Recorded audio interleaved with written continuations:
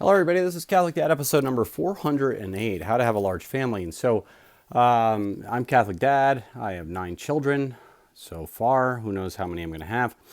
How do you have a large family? A lot of people look at my family and they say, how the heck do you do that? That's impossible. I'd be too aggravated, so on and so forth. And I've noticed a lot of people who say such things are pretty particular about the way they like their home, the way how clean things need to be, how clean their car needs to be, and so on and so forth. And I want to take you back to C.S. Lewis. He talks about the sin of delicacy. And so I've talked about the sin of delicacy before on this channel, but it's something I think that is probably related to, if you have it, you have a really hard time having a large family. And so everybody knows what the sin of gluttony it is. You see food or something like that, alcohol or whatever it is, and you imbibe too much of it, or you drink too much of it, or you eat too much of it. Well, the sin of delicacy is also a sin of gluttony, but it's on the opposite end of the spectrum. It's when your preferences, right, that are so particular and so refined that you kind of over dramatize how important your palate or your preferences or your tastes are. And so this is really somebody who's suffers from the sin of delicacy would do something like this. They'd go to a restaurant and they'd look at the menu and they'd say, in the spinach salad, are those eggs hard boiled or soft boiled?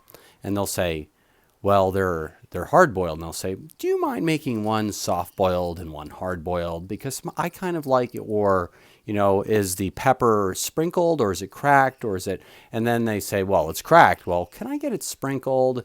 And is there any thyme on the salad? No, we don't. Can you put a little thyme on the salad? Like literally the people use their palates and their sensitivities and their preferences to control everybody around them. A lot of people do it with food. That's true. But a lot of people do it with cleanliness of household, orderliness of household. And whenever things get chaotic in a household, they go bonkers because their preferences are so important to them that they can't handle the chaos of children. Now, adults, right? So adults walk through this world, and as you grow up, you become more ordered in your life.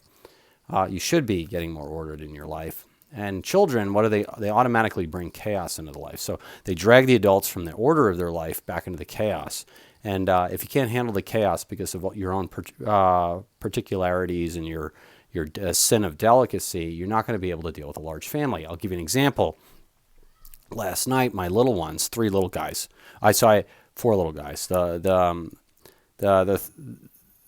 second and third and fourth children are like, we want chocolate milk, and I'm like, well, I'll make you chocolate milk. Let's do this thing. And so I pour the milk and I make the chocolate, and then and they're all waiting. And then the little toddler throws his hand, the little baby, the youngest one, throws his hand, pulls a glass of chocolate milk all over the floor, on the counter, everything. And then the other one, he knocks the next glass over onto all these important papers on the counter, soaking all the chocolate milk. And I'm like, bah, get out of here, So I cleaned it up, mopped it up, made some more chocolate milk, and I was a little irritated, to say the least. But all that being said is we got chocolate milk. The children were well fed. The baby was crying. But we got through it, and we moved on, right? But there are some people which would go bananas over something like that, like the chocolate milk soaking into their good countertops, or the chocolate milk soaking into those important papers, or warping the wood. I'm like, I don't care. It's just a cabinet, no big deal. We'll get through this thing. And so when those little children add chaos to your life, if you are particular about your preferences and how you like the world, you're going to have a hard time with little children. And so if you want a large family and you find yourself being particular about things like cleanliness of your car, how organized your garage is, you name it, how you like your peace and quiet, and so on and so forth, if you're particular about things like that, you have to start praying, because cleanliness is good, orderliness is good, but children will automatically draw you into extreme chaos. And if you're not ready for it, and if you're not willing to accept chaos in your life, meaning forget yourself and accept the chaos of the moment, you're going to have a really hard time having a large family. And so if you want a large family, you have to start meditating about if you suffer from the sin of delicacy. And if you want to look it up, by the way, look up Sin of Delicacy, C.S. Lewis, and he'll explain it to you. I think it was in Mere Christianity. I'm not sure. But nonetheless, this is something really to meditate about, because it's really important if you want to have a large family that you can't suffer from that. Because children, if you suffer from delicacy, children will drive you batty. They will. You'll go insane. And then you'll drive the children insane trying to keep control of the order and not allowing the chaos into the house.